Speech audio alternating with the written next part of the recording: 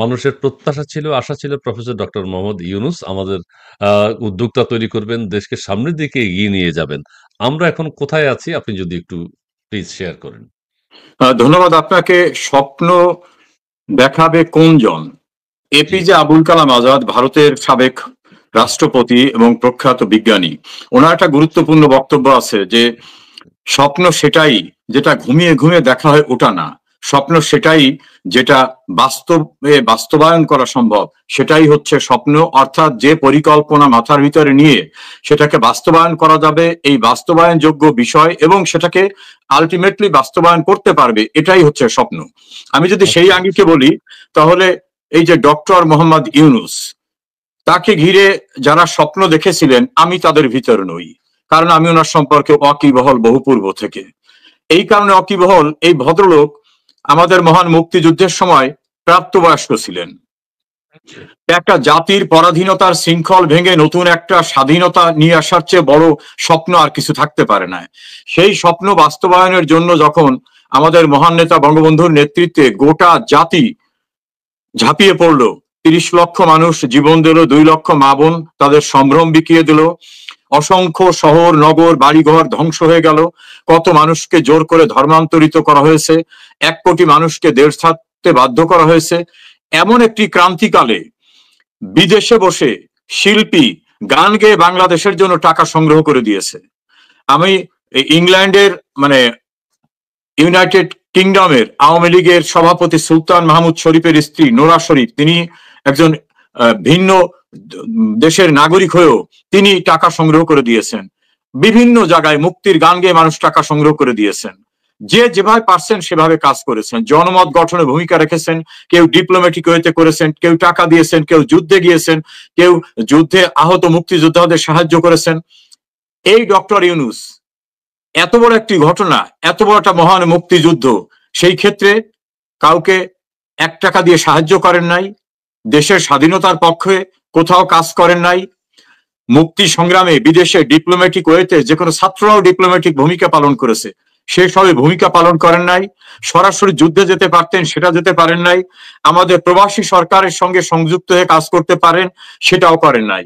তা বাঙালি জাতির শত শত বছরের সবচেয়ে গুরুত্বপূর্ণ যে স্বপ্নটা, সেই স্বপ্ন বাস্তবায়নে উনি কোনো ভূমিকা রাখেন নাই। কাজে উনি কোনো স্বপ্ন দেখাবেন, এটা যদি কেউ ভাবেন, সেটা একেবারে আমি বলবো একেবারে নির্ভেজাল ভাবে নির্বোধের স্বপ্ন। এই জন্য ওনাকে দিয়ে আমরা কোনো স্বপ্ন দেখি না। তবে না, না, একটা আপনি শ্রেণী স্বপ্ন ওনাকে, দেখেন না, কিন্তু আমাদের দেশের মানুষ তো উনি যতক্ষণ প্রধান উপদেষ্টা হননি তার আগে বিগত বছরগুলোতে সবাই ওনাকে স্বপ্নবান মানুষ মনে করেছিলেন। উনি জাতিকে এগিয়ে নিয়ে যেতে পারবেন এবং সেই প্রত্যাশা পূরণের জন্য মানুষ ওনাকে স্বাগত জানিয়েছিল। আপনি আপনি বলছেন উনি কোনো স্বপ্ন দেখাতে পারবেন না, উনি উদ্যোক্তা তৈরি করতে পারেন, উনি অনেক কিছুই করেছেন অতীতে। ১ বছরে ওনার কি হলো যে উনি করতে পারেন নাই আপনার দৃষ্টিতে কি? দেখুন, অতীতে উনি উল্লেখযোগ্য কিছু কিছু করেন নাই। আমি যদি আমার আচ্ছা, আঞ্চলিক ভাষায় বলি, তাহলে বলতে হয় সুদের ব্যবসাটা কিভাবে শুধু নিজের দেশ না সারা দুনিয়ায় ছড়াই দেওয়া যায়, সেটা করতে পেরেছেন। চক্রবৃদ্ধি আচ্ছা। হারে সুদ, বিভিন্নভাবে সুদ, এইটা করতে পেরেছেন। কাজে উনি উল্লেখযোগ্য। ধরেন, পৃথিবীর অনেক গুরুত্বপূর্ণ লোকরা আছে, আপনি যে দেশে আছেন ওর পার্শ্ববর্তী দেশে অনেক টাকাওয়ালা মানুষ আছে, তারা কিন্তু যারা এই যে আমাদের দেশ থেকে যারা অ্যাসাইলাম চাচ্ছে তাদেরকে সাহায্য করে, সরকারের বিভিন্ন চ্যারিটিতে সাহায্য করে, নিজেরা হসপিটাল করে দেয়, বিশ্ববিদ্যালয় করে দেয়, যে চ্যারিটির সাহায্যটা চলবে, এবং তাদের সমস্ত প্রপার্টি তারা উৎসর্গ করে দিয়ে যায়। তো ইউনূস তো, আমি বাংলাদেশের মুক্তিযুদ্ধের পার্টটা বাদ দিলাম, তারপরের যে পার্টটা, সে সময় তো উনি কোনো কিছু করেন নাই। এমনকি আমার নিজের দেশের কথা যদি বলি, উনি কোথাও একটা হসপিটাল করে দিয়েছেন যেখানে বিনামূল্যে চিকিৎসা হবে, কোন একটা শিক্ষা প্রতিষ্ঠান করেছেন যেখানে হবে, সরকারের যে চ্যারিটি ফান্ড থাকে প্রধানমন্ত্রী ত্রাণ তহবিল, সেখানে কি কোনো অবদান রেখেছেন? কোনো জায়গায় কোনো অবদান রাখেন নাই। ফলে ওনাকে দিয়ে যারা উদ্যোক্তা মনে করেন, উনি কিসের উদ্যোক্তা? উনি পৃথিবীতে বাংলাদেশে কোনো উদ্যোগ নিয়ে মানুষের কল্যাণে দেশের কল্যাণে কাজ হতে পারে এরকম কোন জায়গায় ন্যূনতম কোনো ভূমিকা উনি রাখেন নাই। বাংলাদেশে একটা শ্রেণী ওনাকে নিয়ে আবেগ তাড়িত ছিল। তারা কারা? তাদের নাম হচ্ছে সুশীল। এই সুশীলের নানা রকম নাম আছে, যারা না, কিন্তু ভদ্রলোক ভালো সাধারণ কাজ মানুষও করে। তো সাধারণ মানুষও তো ওনাকে খুব পছন্দ করতো দেশে বিদেশে। বাংলাদেশের মানুষ তারাও তো যেরকম একজন মহান মানুষ, তিনি দেশের ক্ষমতায় যদি কখনো আসেন দেশের পরিবর্তন এমনিই এসে যাবে। না, আমরা কিসের সাধারণ মানুষরাকে ওয়েলকাম করছে এরকম কোন খবর আমার কাছে নাই। কিছু ব্যক্তিরা যারা এনজিও ব্যবসা করেন, কিছু ব্যক্তিরা যারা একটি বড় রাষ্ট্রের তল্পিবাহক, সেই রাষ্ট্রের বিভিন্ন সাহায্যে নানা রকম ভাবে উপকৃত হয়েছেন, সেই মানুষগুলো ওনাকে নিয়ে আকাঙ্ক্ষা করেছিলেন। উনি আসার পরে, উনি একটা দেশ সফর করার পরে কয়েকটি পত্রিকা শিরোনাম করলো, এই যে ইউনূস, দেখেন কি ইউনূস বিদেশ থেকে এত কোটি টাকার প্রতিশ্রুতি নিয়ে আসছেন। ওই সবই প্রতিশ্রুতি। কোন জায়গার থেকে উনি 11টা দেশ সফর করছেন, আপনি খোঁজ নিয়ে দেখেন 11টা দেশের একটা দেশ থেকে ন্যূনতম বাংলাদেশের উপকারে আসতে পারে এমন কোনো কিছু নিয়ে আসতে পারেন নাই। ফলে ওনাকে দেখে যারা স্বপ্ন দেখছিলেন ওনাকে ভেবে, সেই স্বপ্ন বিনাশ হয়েছে। তবে ওনার একেবারে ক্লোজ সিন্ডিকেট, যেটাকে বলে কিচেন ক্যাবিনেট, সেই ক্যাবিনেটের মানুষ যারা, তারাও ধরুন ডক্টর দেবপ্রিয় ভট্টাচার্য সিডিপি করেন এবং এনজিও গ্রুপের নেতা, এই সুশীলের ভিতর তিনি পড়েন। তিনি বলছেন যে ওনার আমলে 28 লক্ষ লোক নতুন করে বেকার হয়েছে, এর ভিতরে 18 লক্ষ হচ্ছে নারী। এখন ইউনূসের থিম ছিল 30 একটা হচ্ছে দরিদ্রকে উনি জাদুঘরে পাঠাবেন, নারীদেরকে উনি ক্ষমতায়ন করবেন। তো এখন এই দুইটা জিরোকে নিয়ে যদি আমি বলি, তাহলে উনি নারীকে নতুন করে বেকার করে দিয়েছেন, আর দারিদ্রতার সীমা বেড়েছে। আজকে বা গতকালের পত্রিকায় দেখেন, বাংলাদেশে নতুন করে দারিদ্র্যের সীমা 28% নিচে নেমে গেছে। শেখ হাসিনা যেখান থেকে অনেক ডেভেলপ করছিলেন, সেই জায়গায় উনি অবনতি ঘটিয়ে দিয়েছেন। তাহলে ওনার যে জিরো, সেই জিরোটাকে এখন মানুষজন বলে, আসলে ওনার জিরোর অর্থ হলো যাদের ন্যূনতম কিছু আছে তাদের জিরো করে ছাড়ান দেবো, মানে একেবারে নিঃস্ব করে ছাড়ান দেবো। বাস্তবতা হয়েছে সেটা। আর একটা স্বপ্ন পূরণ হয়েছে ওনার যারা ঘনিষ্ঠ তাদের, তারা চেয়েছিলেন যে এই যে গ্রামীণ সিন্ডিকেটটা, এই সিন্ডিকেটের একটা গ্রামীণ ব্যাংক আছে, এখানে রাষ্ট্রের মালিকানা আছে 25%। রাষ্ট্রের মালিকানা মানে সকল নাগরিকের, সেইটাকে কমিয়ে উনি 15% নিয়ে আসছেন, যাতে রাষ্ট্রের মালিকানা অর্থাৎ সাধারণ মানুষের মালিকানা না থাকে। দ্বিতীয় একটা স্বপ্ন ওনাদের পূরণ হয়েছে, 666 কোটি টাকা ট্যাক্স পাবে রাষ্ট্র ওনার কাছে। এই রাষ্ট্র মানে কিন্তু দেশের সমস্ত নাগরিক, প্রতিটি নাগরিক। সেই ট্যাক্সের টাকাটা হাইকোর্টে উনি গেছিলেন মামলা করতে, যে ওখান থেকে এই ট্যাক্সটা মাফ করার জন্য। হাইকোর্ট দুই পক্ষের শুনানি করে, ওনারও বিখ্যাত আইনজীবীরা ছিল, শুনানি করে হাইকোর্ট বলছে না, এই ট্যাক্স রাষ্ট্র পাবে, এটা তোমাকে দিতে হবে। ফলে ওই ট্যাক্সটা ওনার দেওয়া বাধ্যতামূলক অবস্থায় ছিল রায়ে, সেইটা উনি নিজেরটা নিজে মওকুফ করছে। তৃতীয় হচ্ছে দুর্নীতির মামলা সহ ওনার বিরুদ্ধে 11টি মামলা ছিল। এই মামলাগুলোয় ওনার একটা তো জেল হয়েই গেছিল, আপিল করছেন, আপিলে শুনানি চলতেছিল। সমস্ত মামলাগুলোকে উনি ক্ষমতার অপব্যবহার করে মাফ করে নিয়েছেন। হাইকোর্টে একটা রিট মামলা ওনার ছিল, সেই রিটটায় ওনার বিপক্ষে রায় হয়েছিল। তো এটা ইসমাইল ভাই আপনিও জানেন, একটা রায় লিখতে জজ সাহেবদের অনেক সময় লাগে। ওপেন কোর্টে রায়টা তারা ঘোষণা করলেন যে ওনার রিট পিটিশন খারিজ করে দেওয়া হলো। উনি ক্ষমতায় আসলেন এর 2 দিন পরে, আসার পরে হঠাৎ করে সেই রায় পাল্টে গেল। আবার জজ কোর্টে ওনার একটা মামলা শুনানি ছিল, সেই মামলাটায় হাইকোর্ট ওনার পক্ষে রায় দেয় নাই, পরে উনি সুপ্রিম কোর্টে গেছেন। সুপ্রিম কোর্টে শুনানির অপেক্ষায় ছিল, ওই অপেক্ষমান অবস্থায় নিচের কোর্ট থেকে মামলা তুলে নিয়ে গেছে। আবার উনি একটা গ্রামীণ বিশ্ববিদ্যালয় নিয়েছেন, উনি একটা ডিজিটাল ওয়ালেট সিস্টেম নিয়েছেন, অর্থাৎ ওনাদের গ্রামীণ সিন্ডিকেটের যেসব স্বপ্ন ছিল সেটা উনি বাস্তবায়ন করছেন। সাধারণ মানুষের কোন স্বপ্ন উনি বা ওনার এই আমলে ন্যূনতম কোনো কিছু বাস্তবায়িত হয়নি। জি, জি। উনি একজন উদ্যোক্তা। উনি তো এটা করবেনই। আপনারা অন্য কিছু আশা করেন কেন? আমি এটা বুঝি না। যাই হোক, উনি নিজে উদ্যোক্তা না। নিজের উদ্যোগে তিনি এখন করবেন। এটাই তো স্বাভাবিক এবং সেটা করেছেন উনি, করে চলেছেন। পরবর্তীতে উনার অবর্তমানে অন্য কাউকে হয়তো তিনি উদ্যোক্তা বানাবেন না। তিনি তো বলেছেন, "টাকা নাই, টাকা নাই" এসব কথা বলে কোনো লাভ নাই। বলতে হবে, "বুদ্ধি নেই, বুদ্ধি নেই।" তাইলে আমাদের নতুন প্রজন্মকে তো উনি শিখিয়েছেন কিভাবে টাকা ইনকাম করতে হয়, কিভাবে উদ্যোক্তা হতে হয়। তিনি উদ্যোক্তা হয়ে সেটি দেখাচ্ছেন। বলবেন হাইকোর্ট বটতলায় স্যান্ডেল পায়ে যেসব উকিল আসতো, তার ভিতর সার্জিস আলমের শ্বশুরকে হাইকোর্ট বিচারপতি বানালো, কি বলেন? আচ্ছা, বিচারপতির বিষয়টা একটু আলাপ করব যে শ্বশুর কোটায় একজন বিচারপতি হয়েছেন এবং তার ওয়াইফও কোনো কিছু হবে কিনা, ঢাকার বাংলাদেশের সার্জিসের ওয়াইফ, সেটাও বউ কোটায় যদি হয় সেটাও একটু বলবেন। আর আপনার কাছে এখন যেটা চাই, ফজলুর রহমান সাহেব সম্পর্কে যদি আপনি একটু কিছু বলেন, যে ওনার উপর আমি যে মানসিক অত্যাচার হচ্ছে, তার বাসার সামনে মব সৃষ্টি করা হচ্ছে এবং বিভিন্ন স্লোগান নিয়ে আটজন বিক্ষোভকারী সেখানে অবস্থান করছেন। 18 কোটি মানুষের মধ্যে 8 জনের আঘাত লেগেছে হৃদয়ে, সেটার ব্যাপারে একটু যদি বলেন। দেখুন, অ্যাডভোকেট ফজলুর রহমানকে আমি 1981 সাল থেকে চিনি। আমি ছাত্র রাজনীতি করতাম তখন। ওবায়দুল কাদের সাহেব ছিলেন ছাত্রলীগের প্রেসিডেন্ট, বাহালুল মজনুন চুন্নু ছিলেন ছাত্রলীগের সাধারণ সম্পাদক। তখন থেকে আমি ছাত্রলীগের রাজনীতির সঙ্গে খুব ঘনিষ্ঠভাবে ওনাদের সঙ্গে মিশতাম। সেই ধারাবাহিকতায় ওনার সঙ্গে আমার খুব ভালো জানাশোনা। ওনার একটা বৈশিষ্ট্য আছে, এই বৈশিষ্ট্য অনেক সময় আমরাও একমত হইনি। উনি খুবই স্পষ্টবাদী এবং লাউড অ্যান্ড ক্লিয়ার, উনি যেটা বোঝেন সেটা বলবেন। ওনাকে মন্ত্রিত্বের অফার দেওয়ার পরেও আওয়ামী লীগ সরকার আমলে উনি ওনার ইগো যেটা ওইটা করবেন। একটা জায়গায় উনি কোনোদিন লড়চড় করেন নাই। মুক্তিযুদ্ধের চেতনা, স্বাধীন বাংলাদেশ, অসাম্প্রদায়িকতা, প্রগতিশীল রাজনীতি, এই প্রশ্নে উনি কোনো সময় সারেন্ডার করেন নাই। উনি বিভিন্ন কারণে আওয়ামী লীগ থেকে চলে গেছেন, পরবর্তীতে উনি বঙ্গবীর কাদের সিদ্দিকের সঙ্গে একটা দলে গেছেন, পরে বিএনপিতে গেছেন, দ্যাট ইজ ডিফারেন্ট পার্ট। কিন্তু বিএনপিতে গেলেও ওনার যে আদর্শিক জায়গাটা, বঙ্গবন্ধু, মুক্তিযুদ্ধ, স্বাধীন বাংলাদেশ, অসাম্প্রদায়িকতা এবং স্বাধীনতা বিরোধীদের প্রতি ওনার ঘৃণা, এই জায়গাটা উনি কোনো সময় সারেন্ডার করেন নাই। আমি তার পরবর্তীতে ওনার সঙ্গে কোর্ট অঙ্গনে, আমিও প্রায় 38 বছর আইন পেশায়, উনিও আইন পেশা আছেন, ওখানে ওনার চরিত্র একই চরিত্র দেখছি, কোন সময় চেঞ্জ হয়নি।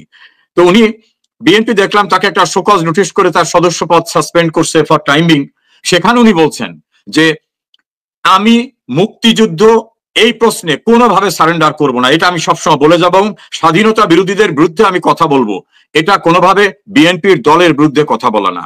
এখন ওনার বাংলাদেশের সামনে যারা গেছে, আমি দেখলাম গোলাম মোল্লা রনি, একজন গণমাধ্যম ব্যক্তিত্ব, সাবেক এমপি, তিনি তাদের সম্পর্কে ফেসবুকে স্ট্যাটাস এবং ভিডিও করেছেন।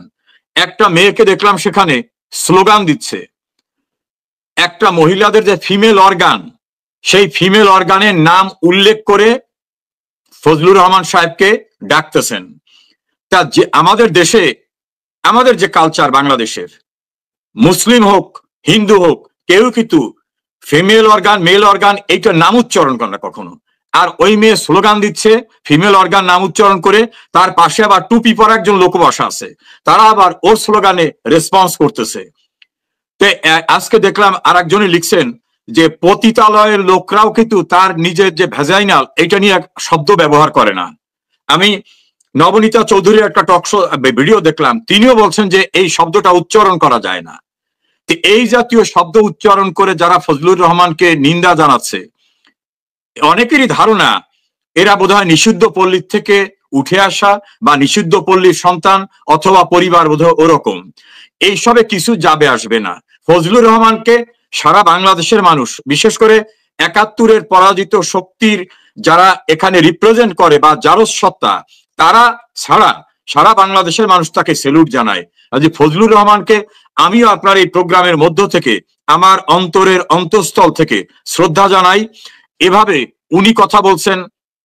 আর একজন বীর মুক্তিযোদ্ধা অ্যাডভোকেট জেডাই খান পান্না, তিনি কথা বলছেন।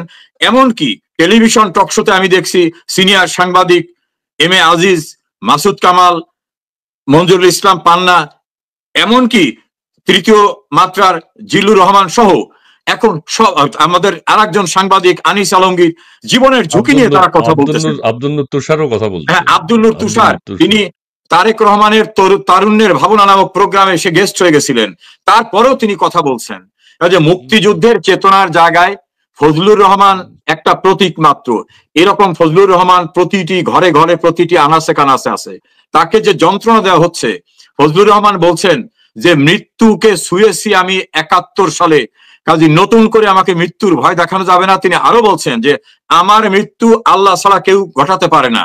তিনি যেভাবে কথা বলছেন, এই ফজলুর রহমানরাই হচ্ছেন আমাদের এগিয়ে যাওয়ার যে প্রেরণা, আমাদের যে স্পিরিট, সেটাই হচ্ছেন এই ফজলুর রহমানরা। জি, অনেক ধন্যবাদ আপনাকে। তিনি আরো কথা বলেছেন যে আমাকে যদি হত্যাও করা হয়, বিচারও চাইবে না। কেউ বলছেন জিডি করবেন কিনা, সাংবাদিক সাহেবরা জিজ্ঞেস করছেন। উনি বলেন জিডি করার প্রশ্নই আসে না। ঠিক আছে, বীরত্ব, বীর মুক্তিযোদ্ধা, উনি বলে গেছেন যে আমি মুক্তিযুদ্ধের কথা বলবো, স্বাধীনতার কথা বলবো, দেশের সার্বভৌমত্বের কথা বলবো, এখান থেকে আমাকে কেউ থামাতে পারবে না, লড়াতে পারবে না। ঠিক আছে, আমি শোকজ করেছে সেটার জবাব দেব।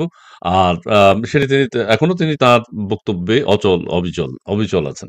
আচ্ছা, যেহেতু অ্যাডভোকেট মানুষ, ব্যারিস্টার, এখন আপনি আদালত পাড়ার কথা জানেন। আমাদের উত্তরাঞ্চলের, এনসিপির উত্তরাঞ্চলের নায়েবে আমির যে সার্জিস আলমের শ্বশুর, শ্রদ্ধেয় শ্বশুর মহাশয় এখন বিচারপতি হয়েছেন। এটা কি প্রত্যাশিত ছিল, নাকি উনার সম্পর্কে আপনি জানেন কিনা আমরা একটু জানতে চাই। আমি জানি না, যদি যোগ্যতা থাকে হয়েছে ঠিকই আছে, ভালো। শ্বশুর কোটায় হলেও কোনো অসুবিধা নাই। একটু যদি কিছু জেনে দেখুন, থাকেন আমি শেয়ার করবেন। আমি তো আইন অঙ্গনের মানুষ, আমার জন্য খুব স্পর্শকাতর এই অঙ্গনটা। যারাই বিচারপতি হয়েছেন আমি সবার প্রতি শ্রদ্ধা রাখছি এবং আশা করছি তারা নিরপেক্ষভাবে শপথ গ্রহণের পর থেকেই তারা নিরপেক্ষভাবে বিচারক হিসাবে ন্যায় বিচারের জন্য কাজ করবেন। অনেকেরই রাজনৈতিক অতীত ছিল, বিভিন্ন দল করেছেন, কেউ ইসলামিক দল করেছেন, কেউ অন্য দল করেছেন। আমি আশা করব তারা এই সামনে দিনগুলোর থেকে তারা ভালো কাজ করবেন। সার্জিস আলমের যিনি শ্বশুর, তিনি কিন্তু একজন আইনজীবী। তা আইনজীবীর যদি পেশাগত 10 বছরের ল প্রফেশনের এক্সপেরিয়েন্স থাকে, আবার বিচারক হিসাবে যদি সাবঅর্ডিনেট কোর্টে 10 বছরের এক্সপেরিয়েন্স নিয়ে কাজ করেন, তারা কিন্তু বিচারক হতে পারেন। তবে বিচারক নিয়োগের যে প্রক্রিয়াটা, এই প্রক্রিয়াটা নিয়ে বিভিন্ন বিতর্ক রয়েছে। কারণ রাষ্ট্রপতিকে দিয়ে একটা অর্ডিন্যান্স করিয়ে এখন পর্যন্ত সেটা আইনে পরিণত হয়নি, সেই অর্ডিন্যান্সের আওতায় এভাবে বিচারক নিয়োগ দেওয়া হচ্ছে। এটা ভালো হতো একটা ডেমোক্রেটিক গভর্নমেন্ট আসার পরে নির্বাচনের মাধ্যমে, তখন একটা বিভিন্নভাবে যাচাই বাছাই করার ভিতর থেকে করা হলে সেটা হতো। সার্জিস আলমের শ্বশুর বিচারপতি হয়েছেন, এটা অস্বীকার করার কোনো সুযোগ নাই। অনেক রাজনৈতিক দলের, ইসলামিক দলের, বিএনপির বিভিন্ন পদ পদবিতে যারা ছিলেন তারাও বিচারপতি হয়েছেন। এটা বাস্তবতা। তবে আমি আশা করব যারা বিচারপতি হয়েছেন তারা যেন অবশ্যই শপথ গ্রহণের দিন থেকে যেন মনে করেন যে তার অতীতের রাজনীতি ধারণ করবেন না, তিনি পার্টির ক্যাডার হিসাবে বিচারক বিভাগে কাজ করবেন না, তার কাছ থেকে ন্যায় বিচার প্রত্যাশা করি। জানতে চাই যে পাকিস্তানের উপরাষ্ট্রপতি এবং পররাষ্ট্রমন্ত্রী একজনই, তিনি এসছেন এবং তিনি আমাদের রাজনৈতিক নেতৃবৃন্দের সাথে দেখা করেছেন। এই বিষয়টিকে আপনি কিভাবে দেখেন যে 13 বছর পরে এসছেন পাকিস্তানের কোনো দেখুন, নেতা? পাকিস্তান হচ্ছে এমন একটি দেশ যে দেশের আজ পর্যন্ত একটি নির্বাচিত সরকারও তার পূর্ণকালীন যে মেয়াদ সেটাও পালন করতে পারে নাই। এবং জি। পাকিস্তানের রাষ্ট্রকে পরিচালনা করে, রাষ্ট্র সরকার জুডিশিয়ারিকে পরিচালনা করে সেনাবাহিনী। ওটা হলো সেনা শাসিত দেশ। খাতাপত্রে ইসলামী প্রজাতন্ত্র পাকিস্তান, প্র্যাকটিক্যালি হলো সেনা সেনা নির্দেশিত পাকিস্তান। আপনি খেয়াল করে দেখবেন যে একটা গভর্নমেন্ট আজ পর্যন্ত পূর্ণ মেয়াদ অতিক্রম করতে পারেনি পারে নাই, পাকিস্তানের। পারে নাই। ইমরান খান নির্বাচিত প্রধানমন্ত্রী ছিলেন, যখন ইমরান খানকে পছন্দ হলো না তাকে আউট করে দিল। আর জি। পাকিস্তান বাংলাদেশে আসছে একটা কারণেই, বাংলাদেশে যখন অস্থির সময় হয়ে যাচ্ছিল তখন হর্ষবর্ধন শ্রীংলা, ভারতের সাবেক পররাষ্ট্র সচিব এবং একসময় অ্যাম্বাসেডর ছিলেন, তিনি একটা বাংলাদেশে। আর্টিকেল দিয়ে বলছিলেন যে আইএসআই পাকিস্তানকে অস্থিতিশীল বাংলাদেশকে অস্থিতিশীল করার চেষ্টা করছে। কারণ হিসাবে তিনি বলছিলেন যে 71-এর পরাজয়ের প্রতিশোধ পাকিস্তান নেবার জন্য আজন্ম চেষ্টা করে যাবে। কারণ এটা ছিল পাকিস্তানের সেনাবাহিনীকে কিন্তু বলা হয় বিশ্বের অন্যতম জাদ্রেল সেনাবাহিনী। তাই সেই সেনাবাহিনী নিরস্ত্র বাঙালির কাছে যে হেরে যেয়ে লেজ গুটিয়ে নাকে খত দিয়ে বাংলাদেশ থেকে চলে যেতে হয়েছিল, সেই অপমানটা শুধু তাদের ছিল না, তাদের জন্য যারা স্প্লিট পাঠিয়েছিল বড় একটি রাষ্ট্র। ফলে এই দুই রাষ্ট্র মিলে আবার আরো যেসব রাষ্ট্র ওই সময় আমাদের মুক্তিযুদ্ধের বিরোধিতা করেছিল, কেউ কেউ বঙ্গবন্ধু হত্যা হওয়ার পরের দিন বাংলাদেশকে স্বীকৃতি দিয়েছিল, এই জাতীয় রাষ্ট্রগুলি সম্মিলিতভাবে বাংলাদেশের স্বাধীনতাকে তারা ধরে নিয়েছিল, যেটা তাদের পরাজয়। এই পরাজয়ের প্রতিশোধ নেওয়ার জন্য তারা বঙ্গবন্ধুকে খুন করার সঙ্গে জড়িত ছিল।